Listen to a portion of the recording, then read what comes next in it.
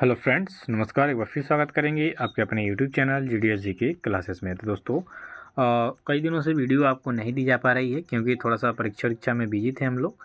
तो ये थोड़ा सा दिक्कत था शेड्यूल में, लेकिन अब सही है। आपके लिए फिर से मैं हाजिर हूँ। SSC MTS CHSL के बैच के लिए आपको कंटिन्यू क्लास दी जाएगी। दोस्तों, जिस दिन थोड़ा सा दिक्कत रहता है उस दिन थोड़ा वीडियो आपको नहीं दी जा पा रही है, उसके लिए क्षमा प्रार्थी है, लेकिन प्रयास रहेगा कंटिन्यू मिलेगा। तो वीडियो अच्छी लगी तो लाइक कमेंट शेयर करिएगा, चैनल को सब्सक्राइब करिएगा। स्टार्ट करेंगे पहले क्वेश्चन से। आपका पहला क्वेश्चन है कि डाक किस देश की मुद्रा है। तो डाक की बात करेंगे तो ये आपके वियतनाम में चलने वाली मुद्रा का नाम है। तो ऑप्शन नंबर ए इसका राइट आंसर हो जाएगा। अगला क्वेश्चन देखेंगे, इजराइल की जो मुद्रा है इसका क्या नाम है। ठीक है, मुद्रा का मतलब मनी। ठीक है, जो जैसे हमारे भारत की बात करेंगे तो भारत में जो मनी है वो रुपए के रूप में चलता है। ठीक है, इसका जो डिज़ाइन है ऐसे है ना, ऐसे है। तो ये जो डिज़ाइन है डी उदय कुमार ने इसका डिज़ाइन किया था, IITian है। तो ये है। तो इजराइल की मुद्रा की यहाँ पे बात हो रही है तो ये न्यू शेकेल है। ऑप्शन नंबर बी इसका राइट आंसर हो जाएगा कि इजराइल की जो मुद्रा का नाम है वो न्यू शेकेल है। अगला क्वेश्चन है कि दक्षिण अफ्रीका की मुद्रा का क्या है। दक्षिण अफ्रीका की मुद्रा कौन सी है। तो दक्षिण अफ्रीका की मुद्रा है रैंड। ऑप्शन नंबर हो जाएगा यहाँ पे सी। देखिए, कोविशील्ड का जो भी वैक्सीन लगवाए हैं लोग, एक बार कमेंट करके बताइए कि भाई कोविशील्ड का वैक्सीन लगा है या कोवैक्सीन का। बात करेंगे हमारे देश के प्रधानमंत्री मोदी जी। तो मोदी जी ने कोविशील्ड न लगवा के कोवैक्सीन लगवाया है। ठीक है, ट्विटर पे बड़ा ही ट्रेंड कर रहा है ये कोवैक्सीन, क्योंकि कोवैक्सीन का कोई साइड इफ़ेक्ट अभी नहीं आया है।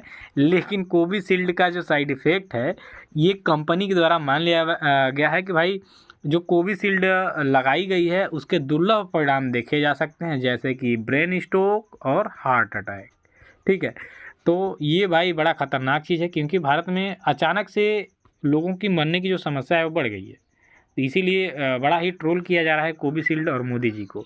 तो देखिएगा, वैसे तो हम लोग लग रहा है कि 80 करोड़ लोगों को कोविशील्ड ही लगा है, जो बड़े बड़े लोग हैं उनको कोवैक्सीन लगा है। ठीक है, तो हो सकता है कि भाई पहले से इन लोगों को मालूम हो कि कोवैक्सीन जो है ये कोई साइड इफ़ेक्ट नहीं देगा, कोविशील्ड देगा। तो जो भी हो, लेकिन अब क्या, अब तो चिड़िया चुग गई खेत भाई। चलिए, आप बताएंगे ज़रूर कि कोविशील्ड किसको लगी है।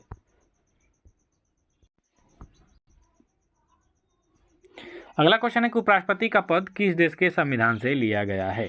तो भारत में उपराष्ट्रपति का जो पद होता है वो लिया गया है आपके अमेरिका के संविधान से। तो ऑप्शन नंबर डी इसका राइट आंसर हो जाएगा कि उपराष्ट्रपति का पद आपके अमेरिका के संविधान से लिया गया है। देखिए, राष्ट्रपति के उपरांत जैसे राष्ट्रपति का जो पद है ये कभी जब अनुपस्थित होते हैं राष्ट्रपति, तो उनके जगह पे उपराष्ट्रपति कार्य करते हैं। और जो राज्यसभा होता है हमारा, राज्यसभा, इसके सभापति के रूप में आपके उपराष्ट्रपति जी कार्य करते हैं। तो इतना याद रखिएगा, अमेरिका के संविधान से लिया गया है यह पोस्ट। ऑप्शन डी हो जाएगा। अगला क्वेश्चन है कि राज्यसभा के सदस्यों का निर्वाचन किस देश के संविधान से लिया गया है। तो राज्यसभा के सदस्यों का जो निर्वाचन है ये आपका लिया गया है दक्षिण अफ्रीका से। ऑप्शन नंबर ए हो जाएगा इसका राइट आंसर। अगला हो जाएगा कि भारत में किस शहर को झीलों का शहर कहा जाता है। तो झीलों का शहर कहा जाता है आपके उदयपुर को, जो कि राजस्थान में स्थित है।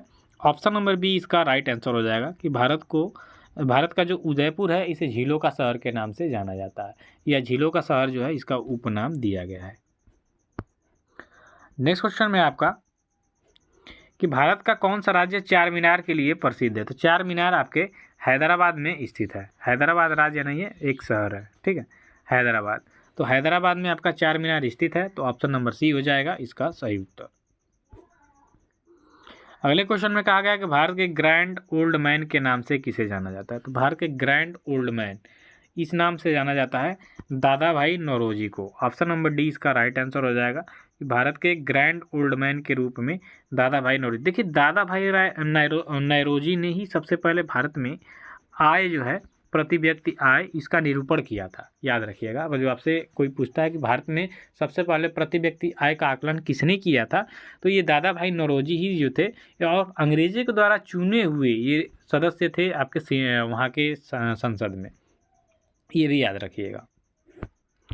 अगला क्वेश्चन हो जाएगा, भारत के किस राज्य को नदियों का मायका कहा जाता है। ये भारत के किस राज्य को पूछ रहा है, विश्व में नहीं। भारत के किस राज्य को नदियों का मायका कहा जाता है। तो ये कहा जाता है आपके मध्य प्रदेश को। ऑप्शन नंबर ए हो जाएगा राइट आंसर। अगला क्वेश्चन देखिए, अमीबा में कुल कितनी कोशिकाएं होती हैं? तो जो अमीबा वाले जीव जंतु, अमीबा एंड अमीबा, ये एक कोशिकीय जीव है। क्या है? एक कोशिकीय। ऑप्शन नंबर बी हो जाएगा इसका राइट आंसर कि अमीबा में कुल एक कोशिका होती है।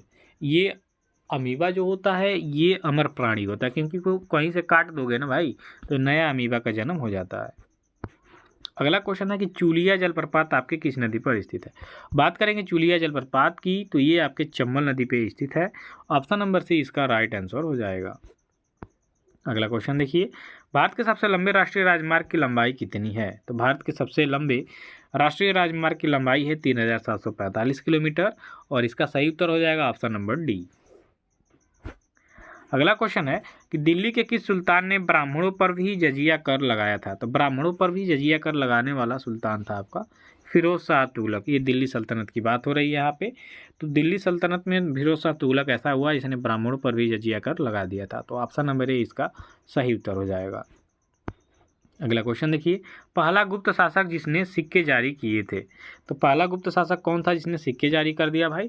तो ये आपका था चंद्रगुप्त प्रथम। ऑप्शन नंबर बी इसका राइट आंसर हो जाएगा कि पहला गुप्त शासक चंद्रगुप्त प्रथम जिसने सिक्के जारी किए थे। ठीक है, चलिए अगला क्वेश्चन, बुद्ध ने सर्वाधिक उपदेश कहाँ दिए थे? तो बुद्ध की बात करेंगे।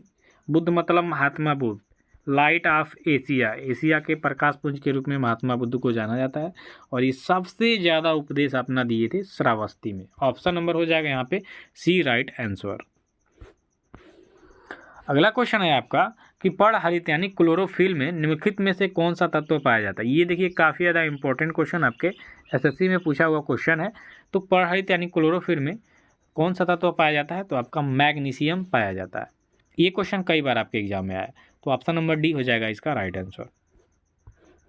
अगला क्वेश्चन कहा जा रहा है कि दूध का धवल रंग निम्नलिखित में से किसकी उपस्थिति के कारण? धवल मतलब सफ़ेद होता है, याद रखिए। ठीक है, इतनी बात आपको याद रखना है। धवल मतलब सफ़ेद। तो दूध का जो धवल रंग होता है वो किसकी उपस्थिति के कारण होता है? तो दूध में जो केसिन है, केसिन नामक तत्व जो पाया जाता है इसके कारण दूध का धवल रंग होता है। तो ऑप्शन नंबर ए इसका राइट आंसर हो जाएगा।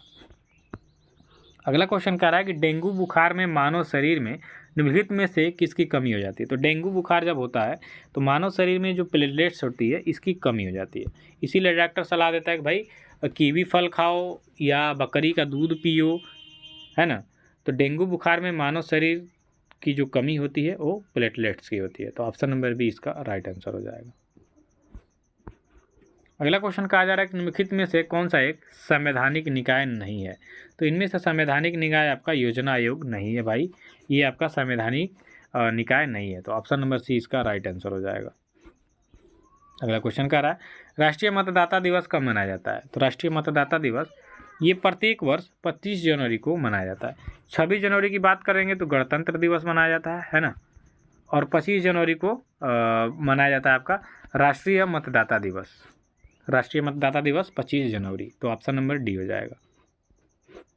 अगला क्वेश्चन, इको मार्क उन भारतीय उत्पादों को दिया जाता है? तो इको मार्क का जब भी आएगा ये पर्यावरण के प्रति महत्वपूर्ण हो, इसके लिए इको मार्क दिया जाता है।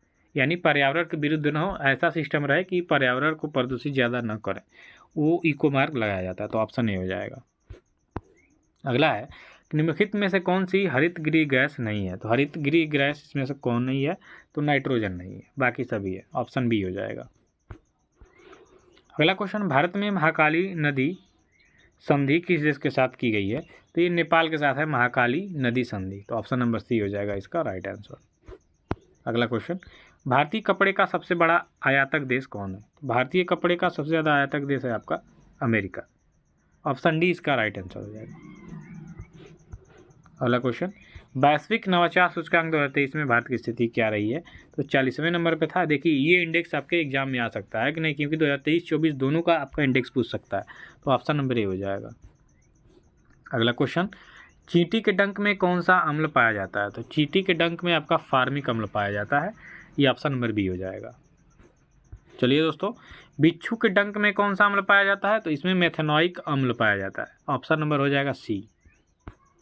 अगला क्वेश्चन, यूएस ओपन 2023 का खिताब किसने जीता है? देखिए यूएस ओपन की बात करेंगे तो नोवाक जोकोविच ने जीता है। ऑप्शन नंबर डी हो जाएगा। अगला क्वेश्चन है कंचनजंगा पर्वत की ऊंचाई कितनी है? तो देखिए कंचनजंगा 8,598 मीटर है। ये आपके सिक्किम राज्य में स्थित है। ठीक है, कंचनजंगा पर्वत श्रेणी आपके सिक्किम में स्थित है, ऊंचाई है 8,598 मीटर। अगला क्वेश्चन है कि